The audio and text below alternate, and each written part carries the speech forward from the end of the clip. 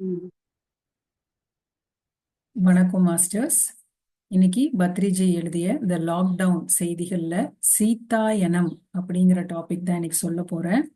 உண்மையான ராமாயணம், அந்த சீதாயனம்ங்கிறதுல தான் உண்மையான ராமாயணம் சொல்லியிருக்காங்க. ஏன்னா நம்ம நிறைய கேள்விப்பட்டிருக்கோம் ராமாயணத்தை பத்தி. அதுல பாத்தீங்கன்னா சீத்தைய காட்டுக்கு அனுப்புறது, சீத்தைய தீக்குளிக்க சொல்றது, இப்படி ராமாயணம் சம்பந்தமா நமக்குள்ள நிறைய கேள்விகள் இருக்கும். அதுக்கெல்லாம் நமக்கு சரியான விடை தெரியாது. சோ அதுக்கான விடையை தான் நம்ம இன்னைக்கு இந்த சீதாயனத்துல நம்ம பார்க்க போறோம். வால்மீகியின் ராமாயணம் நமது புனிதமான காவியம். சோ ராமாயணம் எழுதியது யாரு? வால்மீகி. அது நமக்கு ஒரு பெரிய காவியமாவே இருக்கு. சீதா ராமர் இந்தியாவின் வழிகாட்டிகள். எல்லா மக்களும் ராமாயணத்தை பற்றிய கதை கதையாக சொல்லி பல விஷயங்களை நடைமுறைப்படுத்துகிறார்கள். ஆனால் எல்லோர் மனதிலும் சில கேள்விகள் எழுந்து சரியான விடை தெரியாமல் குழம்பி போனார்கள். மேலும் அந்த கேள்விகளுக்கெல்லாம் விடைகளை தினா மெரியம் எழுதிய அன்டோல்டு ஸ்டோரி ஆஃப் சீதா அப்படிங்கிற அந்த புத்தகத்துல தினா மெரியம் அப்படிங்கிறவங்க சொல்லியிருக்காங்க. இந்நூல் சீதாயனம் என்ற பெயரில் தெலுங்கில் மொழிபெயர்க்கப்பட்டது. அந்த விஷயங்கள் என்னவென்று பார்ப்போம். அதாவது இது தெலுங்குல சொல்லியிருக்காங்க, தெலுங்குல போட்டிருக்காங்க இந்த புக்கை. சோ அதை பத்தி தான் இங்க இவர் சொல்ல போறாரு.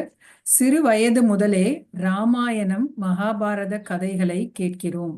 சீதா சீதா ராமரின் கதையே ராமாயணம். சீதா ராமர் உதாரணமாக வாழ்ந்து காட்டியவர்கள். நமக்கெல்லாம் ஒரு குட் எக்ஸாம்பிள், எப்படி நம்ம ஒரு கணவன் மனைவி எப்படி தன்னுடைய வாழ்க்கையை வாழணுங்கிறதுக்கு உதாரணமா வாழ்ந்து காட்டியவர்கள் தான் சீதாவும் ராமரும். இந்திய மக்கள் ராமாயணத்திலிருந்து பல பாடங்களை கற்றுள்ளனர். ராமர் 14 ஆண்டுகள் காட்டில் வாழ வைக்கப்பட்டார். பெற்றோரை எதிர்க்கவில்லை. அவர்கள் இட்ட கட்டளைப்படி வனப்பகுதியில் மகிழ்ச்சியுடன் வாழ்ந்தார். சோ ராமர் என்னைக்குமே அவங்களுடைய பெற்றோரை எதிர்த்தே பேசுனது கிடையாது. அவங்க பெற்றோர் என்ன சொல்றாங்களோ அதுக்கு ஏத்த மாதிரி தான் ராமர் செஞ்சிருக்காங்க. அதுவும் இல்லாம அந்த வனப்பகுதியில மகிழ்ச்சியா வாழ்ந்தார் அப்படின்னு போட்டிருக்காங்க. அவரே எல்லா கஷ்டங்களையும் அனுபவிக்கும் போது நாம் ஏன் வருத்தப்படுகிறோம்? ராமரே கஷ்டங்களை அனுபவிக்கும் போது நமக்கெல்லாம் என்ன, நம்ம ஒரு சாதாரண மனிதர்கள். சோ அப்ப நமக்கும் கஷ்டங்கள் வரும் அப்படிங்கிறாங்க. நாம் கூட கஷ்டப்படுவோம். ராமாயணத்தில் நமக்கு புரியாத சில விஷயங்கள் உள்ளன. உதாரணமாக சீதையின் அக்னி பிரவேசம். போருக்கு பிறகு சீதையை நெருப்புக்குள் நுழையச் சொன்னார் ராமர். அதை ஏற்றுக்கொள்ள முடியவில்லை. சீதை கருவுற்றதும் மக்களின் எண்ணங்களின் அடிப்படையில் சீதையை காட்டுக்கு அனுப்புகிறார் ராமர். அதேபோல் மீண்டும் ராமர் காட்டுக்கு சென்று சீதையை அயோத்திக்கு வரச் சொன்ன போது சீதை மறுத்துவிட்டார். பூதேவியிடம் சென்றார். இவற்றை கூட ஏற்றுக்கொள்ள முடியவில்லை. ஏதோ சரியில்லை என்று தோன்றுகிறது. ஆனால் அது எங்கே என்று தெரியவில்லை. ஆனால் சமீபத்தில் தீனா மெரியம் எழுதிய the untold story of Sita என்ற ஒரு சிறந்த புத்தகம் நம்ம அனைத்து சந்தேகங்களுக்கும் பதில் அளித்தது. சோ இதுல பாத்தீங்கன்னா ராமர் சீதாவை நெருப்பு குளிக்க சொல்லுவாங்க. அதுக்கப்புறமா அவங்க சீதா பிரெக்னன்ட் ஆன பிறகு காட்டுக்கு அனுப்புறது. அதே மாதிரி இது காட்டுக்கு அனுப்பின பிறகு ராமர் போய் அவங்கள கூப்பிட போவாங்க காட்டுக்கு. அப்ப சீதா தேவி வரமாட்டேன் அப்படின்னு சொல்லிட்டு பூதேவியோடயே இருந்துருவாங்க, அவங்க அம்மாவோடயே இருப்பாங்க. ஸோ இந்த மாதிரி இதெல்லாம் நமக்கு ஏத்துக்கவே முடியாது. எப்படி ராமர் சீதை அப்படிங்கிறவங்க அந்த சிவன் பார்வதியோட அடுத்த பிறப்பு தான் ராமரும் சீதையுமே. சிவன் பார்வதி தான் ராமர் சீதையா பிறந்திருக்காங்க. சோ அவங்க எல்லாருக்கும் ஒரு உதாரணமாக வாழ்ந்திருக்காங்க. அப்படி இருக்கும்போது எப்படி ராமர் இந்த மாதிரி எல்லாம் சீதாவை இப்படி எல்லாம் கேட்பாரு, இந்த மாதிரி தீக்குளிக்க சொல்வாரு அப்படிங்கறதெல்லாம் எல்லாருக்குமே இந்த சந்தேகம் இருக்கதான் செய்யும். அதுக்குதான் இந்த அன்டோல்டு ஸ்டோரி ஆஃப் சீதா அப்படிங்கிற இந்த புத்தகத்துல அந்த கேள்விக்கான பதில் இருக்கு அப்படின்னு சொல்றாங்க. இதில் அக்கால நிகழ்வுகள் அனைத்தும் அப்படியே உள்ளன. சீதை நெருப்புக்குள் நுழையவில்லை. ராமர் அதை செய்ய சொல்லவில்லை. சீதை நெருப்புல போகவே இல்லையா. நம்ம எல்லாருக்கும் தெரியும்ல, சீதையை நெருப்பு குளிக்க சொல்லுவாரு. ஆனா அந்த மாதிரி நடக்கவே இல்லை. ராமர் அந்த மாதிரி சொல்லவே இல்லை அப்படிங்கிறாங்க. சீதை இலங்கையில் ஓராண்டு காலம் உணவின்றி தியானம் செய்துவிட்டு ராமர் வந்ததும் கண்களை திறந்தார். சோ சீதை இலங்கையில ஓராண்டு உணவே இல்லாம தியானம் செஞ்சிருக்காங்க. அதுக்கப்புறம் கண்ணை திறந்த உடனே எதிரில ராமர் இருந்திருக்காரு. அவர் கண்களை திறந்து தவம் இருந்து வெளியே வந்தபோது அவளிடமிருந்து ஒரு பெரிய ஒளி வெளிப்பட்டது. அந்த ஒளியை கண்ட லக்ஷ்மணன் சீதை தீயில் எரிந்து கொண்டிருக்கிறாள் என்று அலறியதும், ஸ்ரீராமன் சீதை எரியவில்லை என்றும் அது அவரது சக்தியின் ஆறா என்றும் இந்நூலில் கூறப்பட்டுள்ளது. உண்மை என்றாவது ஒரு நாள் வெளிவரும், அதற்கு நாம் பொறுமையாக இருக்க வேண்டும். சோ அவங்க என்ன பண்றாங்க, சீதா தேவி இலங்கையில ஒரு வருஷம் உணவே இல்லாம தவம் பண்றாங்க. கண்ணை திறக்கும் போது ஸ்ரீராமரும் இருக்காங்க. அப்போ அந்த சீதா தேவியோட ஆரா அந்த அளவுக்கு தீவிரமா தியானம் பண்றனால அந்த ஆரா எப்படி இருக்குன்னா நெருப்பு மாதிரி இருக்கான். அவ்வளவு ஒரு பவர்ஃபுல் ஆரா சீத்தையை சுத்தி இருக்கு. இதை பார்த்து லக்ஷ்மணன் என்ன நினைச்சிட்டாரு, சீதா நெருப்புல அப்படியே எரிஞ்சிட்டு இருக்காங்கன்ட்டு அலற ஆரம்பிச்சிட்டாரு. அப்போதான் ராமர் சொல்றாரு, அது நெருப்பு கிடையாது, அது தியானத்துடைய சக்தி. அப்படி நம்ம தியானம் பண்ணும் பொழுது நம்ம ஆரா அவ்வளவு ஸ்ட்ராங் ஆகும். இதுதான் உண்மையா நடந்தது. ஆனா மக்கள் அதை எப்படி இன்டர்பிரேட் பண்ணியிருக்காங்கன்னா, ராமர் இப்படி சொன்னாரு, தீயில இறங்க சொன்னாரு அப்படிங்கிற மாதிரி அது மாறி இப்படி வந்திருக்கு. அதுதான் உண்மைங்கிற மாதிரி நம்ம பாத்தீங்கன்னா நிறைய படங்கள்லாம் கூட எடுத்தாச்சு. நம்ம படிச்சதும் அந்த மாதிரி தான் படிச்சிருக்கோம். ஆனா அது உண்மை கிடையாது அப்படிங்கிற மாதிரி சொல்லியிருக்காரு. ராமர் சீதையை நெருப்பில் நுழைய சொல்லவில்லை, சீத்தை நெருப்புக்குள் நுழையவில்லை. காலப்போக்கில் ஆணின் பலம் பெருகும்போது அவர்கள் சிலவற்றை எழுதினார்கள். அந்த விஷயங்களை பற்றிய தவறான தகவல்கள் நமக்கு கிடைத்தன. சோ காலப்போக்குல, அதாவது அந்த சமயத்துல அதெல்லாம் நடந்து முடிஞ்சோன்னா காலப்போக்குல என்ன ஆயிடுதுன்னா, ஆண்களோட ஆதிக்கம் தான் அப்ப இருந்துச்சு. சோ அதனாலதான் இந்த கதையும் என்ன இருக்கு, அந்த மாதிரி ஒரு ஆண் எப்பவுமே பெரியவன் அந்த நிலைமையில இருந்தனாலதான் ராமர் சீதாவை நெருப்புல இறங்க சொன்னது மாதிரி அந்த கதையை அது மாதிரி சித்தரிச்சிருக்காங்க. மேலும் சீதை தன் பிள்ளைகள் அயோத்தியில் அரசர்களுக்கு மத்தியில் வளராமல் காட்டில் வளர வேண்டும் என்று தேர்ந்தெடுத்து காட்டிற்கு செல்கிறாள். இது மோசமாக சித்தரிக்கப்பட்டது. ராமாயணத்தில் சலவை தொழிலாளி குடித்துவிட்டு சீதா தேவியை நித்தித்ததாகவும் அந்த வார்த்தைக்கு மதிப்பளித்து சீத்தையை காட்டுக்குள் அனுப்பியதாகவும் தவறாக எழுதப்பட்டுள்ளது. சோ இதுவுமே சீத்தையாதான் முடிவெடுத்து தன்னுடைய குழந்தைகள் அயோத்தியில அரச மத்தியில வளரக்கூடாது, காட்டுல வளரணும் அப்படின்னு முடிவெடுத்து போனது சீதா தானா. ஆனா அதை எப்படி சித்தரிச்சிருக்காங்கன்னா, ராமாயணத்துல ஒரு சலவை தொழிலாளி சீதாவை இந்த மாதிரி நித்தித்ததாகவும் அதனால அந்த அந்த அவருடைய அந்த சலவை தொழிலாளிய வார்த்தைக்கு மதிப்பு கொடுத்து சீதா தேவியை காட்டுக்கு அனுப்புனாங்க அப்படிங்கிற மாதிரி தவறாக எழுதப்பட்டிருக்கு. காட்டில் குழந்தைகளை பெற்றெடுக்கவும் குருகுலத்தில் உள்ள ஆசிரமத்தில் வளர்க்கவும் சீத்தையே தேர்ந்தெடுத்து காட்டிற்கு சென்றாள். சோ சீதா தான் அந்த முடிவை எடுத்திருக்காங்க, குருகுலத்துல தன்னுடைய குழந்தைகள் வளரணும் அப்படின்னு. சூர்பனகை ராம லக்ஷ்மணரை ஏமாற்றுவதற்காக சீதையின் கழுத்தை நெரித்து அவளை கொன்று விடுவதாக மிரட்டுகிறாள். அதை கண்ட லக்ஷ்மணன் கத்தியை வீசியதில் சூர்பனகையின் மூக்கு காது அறுபட்டதை தவிர லக்ஷ்மணன் மூக்கு காதுகளை வெட்டவில்லை. உண்மையான ராமாயணத்தை அறிந்தால் நம் மனம் அமைதி அடைகிறது. சோ இந்த சூர்பனகையோட மூக்கு அறுபட்டது லக்ஷ்மணன் தான் அப்படி பண்ணியிருக்கிற மாதிரி சொல்லியிருப்பாங்க. ஆனா உண்மையா என்ன நடந்ததுன்னா, சூர்பனகை சீதாவோட கழுத்தை புடிச்சு நான் கொன்னுருவேன் அப்படின்னு மிரட்டும் பொழுது லக்ஷ்மணன் தன்னுடைய வாள் எடுத்து இப்படி போடும்போது வீசும் பொழுது சூர்பனுடைய நகையோட மூக்கும் காதும் அறுபட்டிருக்கு. அதுதான் உண்மையா நடந்தது. ஆனா அதையும் வேறு விதமா எழுதியிருக்காங்க ராமாயணத்துல. ஆண்களின் யுகம் முடிந்தது, பெண்களின் யுகம் தொடங்கிவிட்டது. ஒவ்வொரு ஆணின் பாதியாக பெண் இருக்க வேண்டும். ஒரு பெண்ணின் பொறுமையை ஆண்கள் கற்றுக்கொள்ள வேண்டும். இதை ஆனந்த் கருணேஷ் அவர்கள் தனது 1000 சீட்ஸ் ஆஃப் ஜாய் என்ற நூலில் சரஸ்வதி மற்றும் லக்ஷ்மி மாதாவின் செய்திகளின் மூலம் நன்கு விளக்கியுள்ளார். சோ இத 1000 சீட்ஸ் ஆஃப் ஜாய் அப்படிங்கிற புக்ல ஆனந்த் கருணேஷ் அப்படிங்கிறவரு சொல்லியிருக்காரு. அதாவது ஆண்களுடைய யுகம் முடிஞ்சு போச்சு, இனிமே எல்லாமே பெண்களுடைய யுகம் தொடங்கிருச்சு. பெண்கள் பத்திய பெண்களுடைய பெருமை, அவங்க எவ்வளவு சக்தி வாய்ந்தவங்க அப்படிங்கிறத இந்த 1000 சீட்ஸ் ஆஃப் ஜாய் அப்படிங்கிற புத்தகத்துல நீங்க படிக்கலாம். சரஸ்வதி மற்றும் லக்ஷ்மி மாதாவுடைய அந்த செய்திகள் நல்லா அதுல சொல்லியிருக்காங்க. சீதாயனத்தில் ஜனக மகாராஜாவின் கற்றறிந்த வளர்ப்பில் சீதை வளர்க்கப்பட்டு பல விஷயங்களை கற்று ஸ்ரீராமனை மணந்து வாழ்நாள் முடியும் வரை அனைவருக்கும் பல விஷயங்களை கற்றுக் கொடுத்தார். ஸோ ஜனக மகாராஜாவோட பொண்ணு தான் சீதா. ஸோ அவர்கிட்ட இருந்து நிறைய சீதா தேவி நிறைய கத்திருக்காங்க. அவங்களும் மக்களுக்கு வந்து நிறைய சேவைகள் எல்லாம் செஞ்சிருக்காங்க சீதா தேவி. 14 வருட வனவாசத்தில் கடைசி வருடம் இலங்கையில் கழிந்தது. அந்த வருடம் முழுவதும் சீதை அசோகவனத்தில் உள்ள அசோக மரத்தடியில் தியானத்தில் இருந்தார். கடைசி வருடத்துல அசோகவனத்துல தான் அவங்க இருந்திருக்காங்க. அங்க வந்து சீதா தேவி அசோக மரத்தடியில் தியானத்துல இருந்திருக்காங்க. சோகம் இல்லாத இடம் அசோகம். அங்கே அவள் அளவில்லை. அந்த இடத்துல வந்து சீதாதேவி நல்ல தியானம் தான் பண்ணியிருக்காங்களே தவிர்த்து அவங்களுக்கு எந்த கவலையோ அழுகியோ இல்லாம தியானத்தை மட்டும் அவங்க அங்க பண்ணியிருக்காங்க. ராட்சசிகள் சமைத்த உணவை உண்ணவில்லை, தூங்கவில்லை. இரு கண்களையும் மூடி தியானம் செய்தார். ராமர் முறையான ஆட்சியை பற்றி பேசினால் சீதை முறையான தியானத்தை பற்றி பேசினார். ராமர் எதை பத்தி பேசியிருக்காருன்னா முறையா ஆட்சி செய்வது எப்படி அப்படிங்கிறத பத்தி ராமர் பேசியிருக்காரு. சீதா வந்து முறையான தியானத்தை எப்படி செய்யணுங்கிறத பத்தி பேசியிருக்காங்க. சீதா தேவி தன் உடலை விட்டு வெளியேறும் நேரம் வரும்போது பல பெரிய யோகிகள், முனிவர்கள், தற்புருஷர்கள் மற்றும் தேவர்கள் காட்டிற்கு வருகிறார்கள்.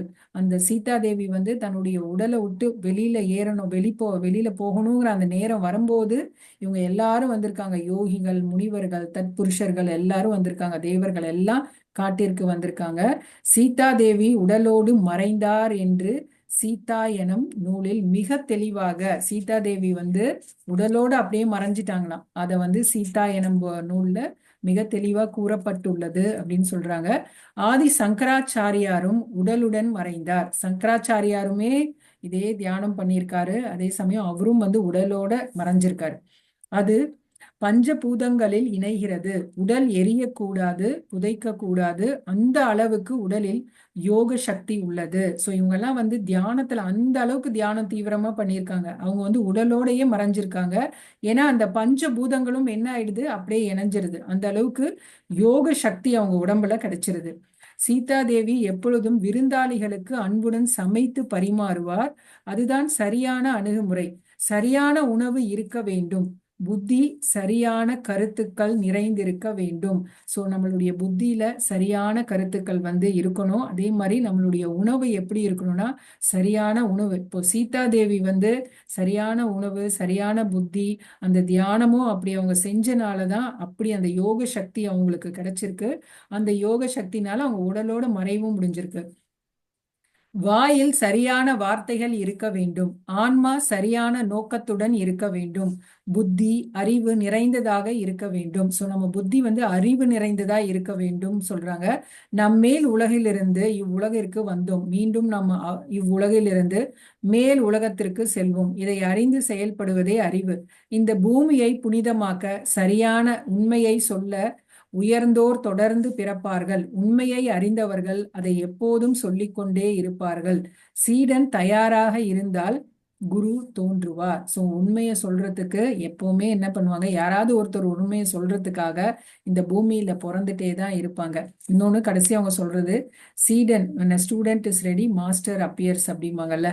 இந்த மாதிரி சீடன் வந்து தயாரா இருந்தாங்கன்னா குரு தோன்றுவார்.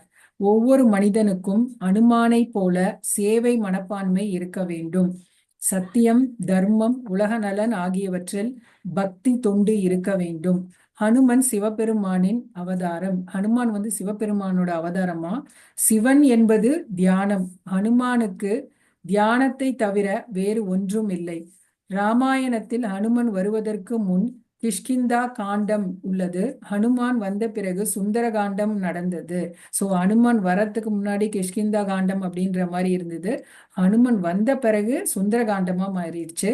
தியானம் நம் வாழ்வில் வராத வரை கிஷ்கிந்தா காண்டம் நம் தியானத்தில் நுழைந்த பிறகு சுந்தர காண்டமாக மாறுகிறது. இதுதான் ராமாயணத்தின் உண்மையான செய்தி. சோ நம்ம வந்து தியானம் வரத்துக்கு முன்னாடி நம்ம வந்து இந்த கிஷ்கிந்த காண்டத்துல இருப்போம். ஆனா தியானம் வந்ததுக்கு அப்புறம் சுந்தர காண்டத்துல வந்துருவோங்கிறாங்க. மனம் குரங்கு போன்றது, எங்கெங்கோ அலையும். தியானம் என்பது உடலை சரியான முறையில் வைப்பதாகும். தியானத்திற்கு பிறகு வாழ்க்கை மிகவும் அழகாக மாறும். சச்சித் ஆனந்தம் அடைகிறது. சோ தியானம் நீங்க பண்ணினீங்கன்னா இந்த உடல் வந்து அழகா மாறிடும். சச்சித் ஆனந்தம் மூணுமே உங்களுக்குள்ள வந்துடும். சத்தியம் சிவம் சுந்தரமாக மாறுகிறது. சத்தியம் சிவம் சுந்தரமாக மாறுகிறது. பிரமிட் மாஸ்டர்கள் அனைவரும் சிறப்பாக தியானம் செய்து அனுமனை போல் மாறியவர்கள், சுந்தர காண்டத்தில் இருப்பவர்கள். பிரமிட் மாஸ்டர்கள் எல்லாருமே எப்படி இருப்பாங்கன்னா சுந்தர காண்டத்துல இருப்பவர்கள்னு சொல்றாங்க. தியானம் அனைத்து நோய்களையும் தீர்க்கக்கூடியது, தியானம் அனைத்து செல்வங்களையும் வழங்கக்கூடியது, தியானம் அனைத்து ஞானத்தையும் வழங்கக்கூடியது. தியானம் என்பது விஸ்வ சக்தியின் வரம்.